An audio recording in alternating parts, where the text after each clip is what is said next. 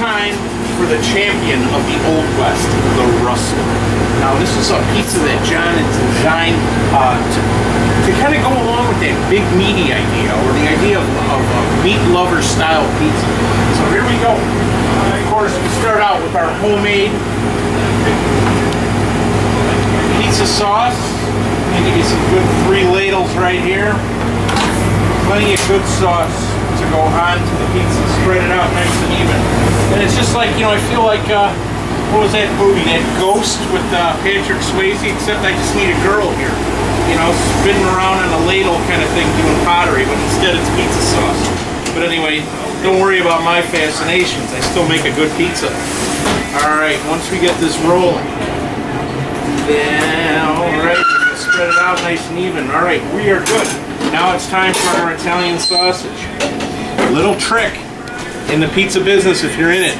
Sausage can be sticky. Sauce into fingers.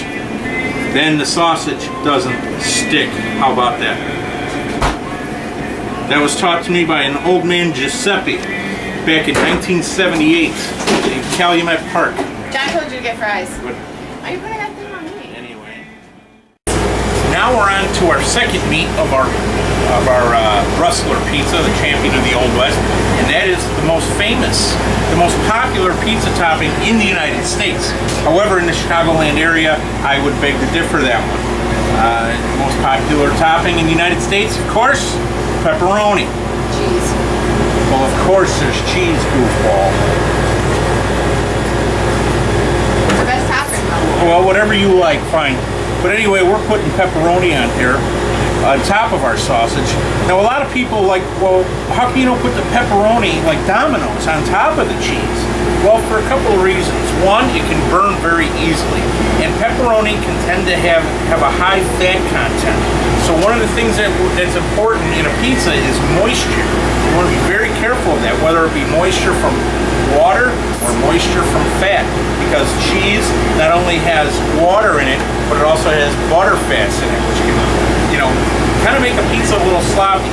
So what I like to do is to put the meats next to the sauce, so then it incorporates into the sauce. Again, I mentioned before about the mixing of flavors. Well, when you put that cheese down, you're making a barrier. So what you have is you have red fat from the pepperoni on top of the butter fat from the cheese. So you're going to need paper towels to do that. Where here, a lot of that fat, you know, it is fat, but it has great flavor. It's going to be absorbed into the sauce. Now you'll notice that the sauce isn't like a traditional pizza or spaghetti sauce, real liquid. It's more, this is made from a tomato puree and crushed tomatoes. That's as far as I'm going to go with it. So therefore it has a thicker consistency. Therefore it's not going to become very loose and runny. So therefore when it takes on the additional liquids of the water and the fats from the various meats, it doesn't become too liquidy or soupy.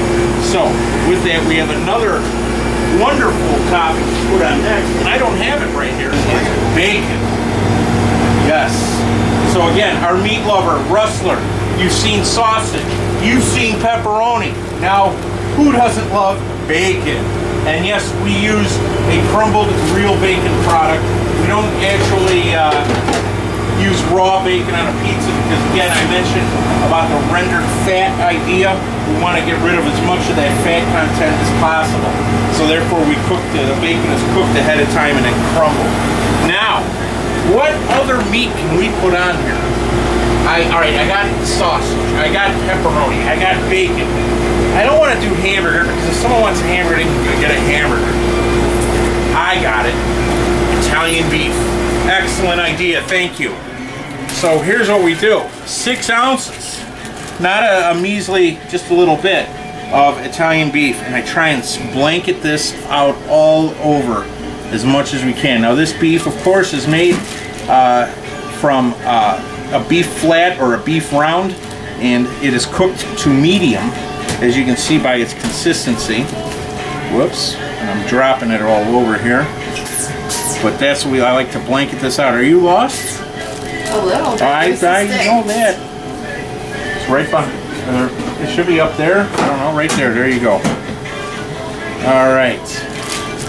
Now the Italian beef. Again, I want to spread this all out as much as I can because I want it.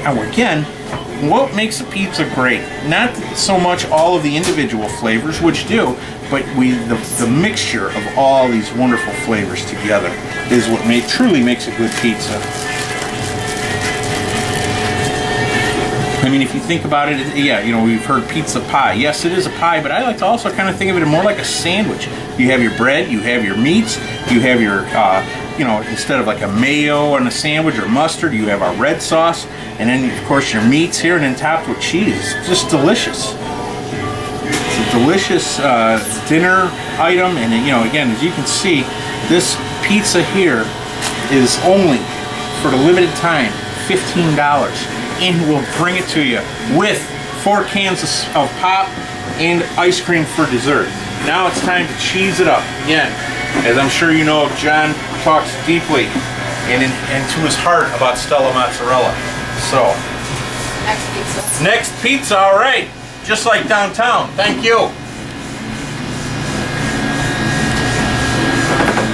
All right. Cheesing it up. Our Rustler to get a nice coating of cheese on there, and this Stella Mozzarella really truly is a great cheese. I know John talked about it, but the way it melts and the way it covers a pizza is just phenomenal. It's, again, that whole milk cheese is just delicious. You know, so we can get that there. Okay, now our special seasonings, and we're ready for bacon. I don't know though, it almost looks good enough to eat like this. Oh, delicious. Here we go, let's go.